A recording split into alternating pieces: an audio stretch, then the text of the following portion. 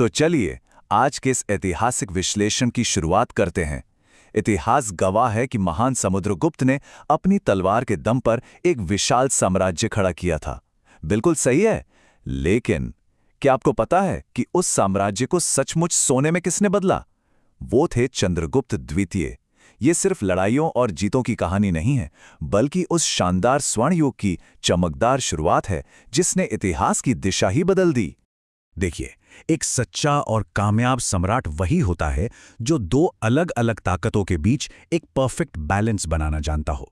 एक तरफ है सैन्य ताकत, यानी वो तलवार जो सरहदों को सुरक्षित रखती है, और दूसरी तरफ है सांस्कृतिक विकास, यानी वो कलम जो किसी भी सभ्यता को हमेशा के लिए अमर कर देती है।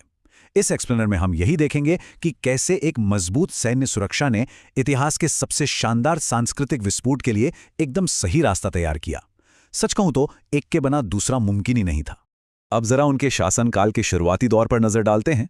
375 से 415 ईस्वी तक का उनका ये सफर कूटनीतिक मास्टर स्ट्रोक से भरा पड़ा है।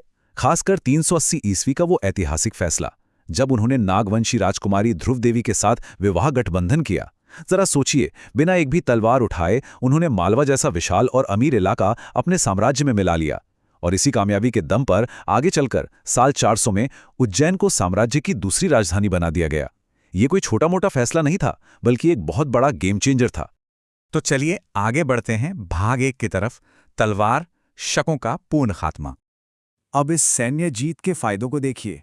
पश्चिमी खतरे यानी शक राजा रुद्र सिंह को हराने का सीधा मतलब था गुजरात, सौराष्ट्र और मालवा पर पूरी तरह से कंट्रोल।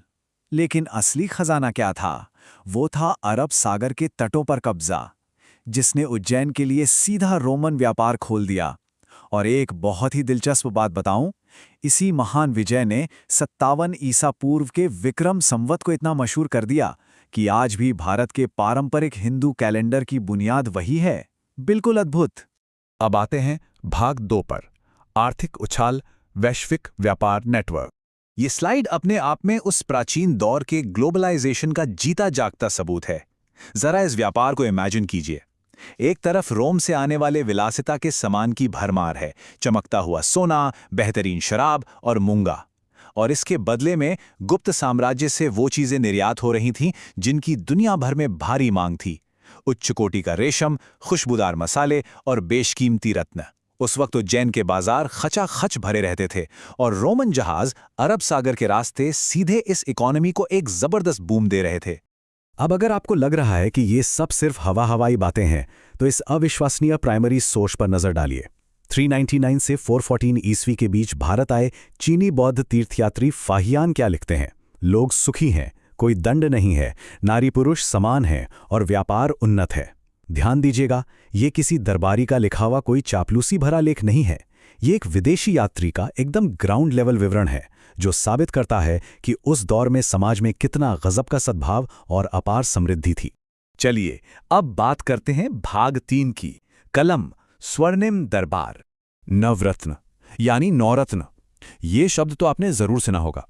ये इतिहास की एक ऐसी किंवदंती है जिसका मतलब था 9 सबसे शानदार विद्वानों, कलाकारों और वैज्ञानिकों की एक ऐसी टीम जिसने चंद्रगुप्त द्वितीय के दरबार में 4 चांद लगा दिए थे। दुनिया के सबसे बेहतरीन दिमागों को एक ही जगह इकट्ठा करने के इसी फैसले ने उनके शासन को असल में एक स्वर्ण युग बनाया। और सबसे मजेदार बात जानते हैं? एक्सेलेंस का ये प्रतीक आज भी इतना प्रासंगिक है कि हम भारत की सबसे बेहतरीन सरकारी कंपनियों को आज भी नवरत्न ही कहते हैं। अब जरा इस शानदार लिस्ट को देखिए। एक ही दरबार में इतने सारे जीनियस, ये सच में चकित कर देने वाला है।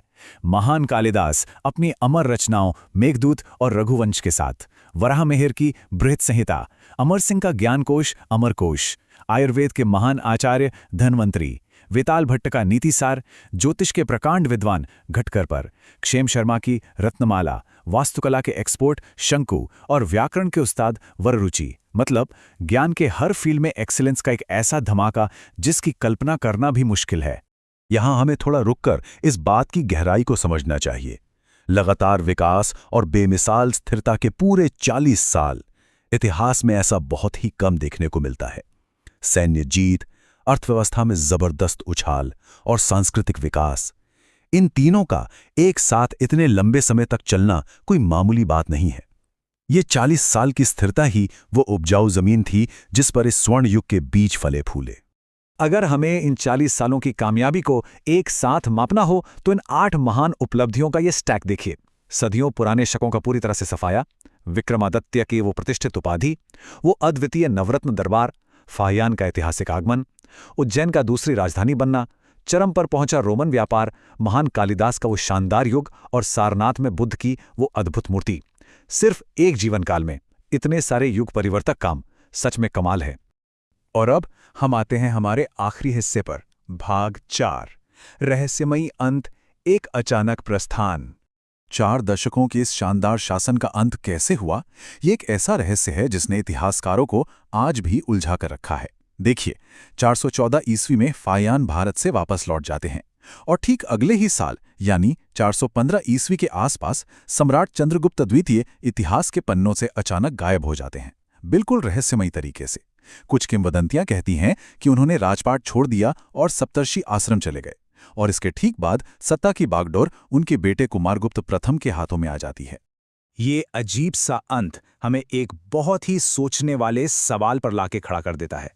तलवार और कलम दोनों की संयुक्त शक्ति से बना यह शानदार स्वर्ण युग क्या भविष्य में आने वाले हूणों के भयंकर आक्रमणों और अंदरूनी कलह का सामना कर पाएगा? ये एक ऐसा सवाल है जो हमें इतिहास के अगले और कहीं ज्यादा उथल-पुथल वाले अध्याय की तरफ ले जाता है और सोचने पर मजबूर करता है कि क्या कोई भी स्वर्ण युग सच में हमेशा के लिए सुरक्षित रह सकता है? इस बारे में जरूर सोचेगा।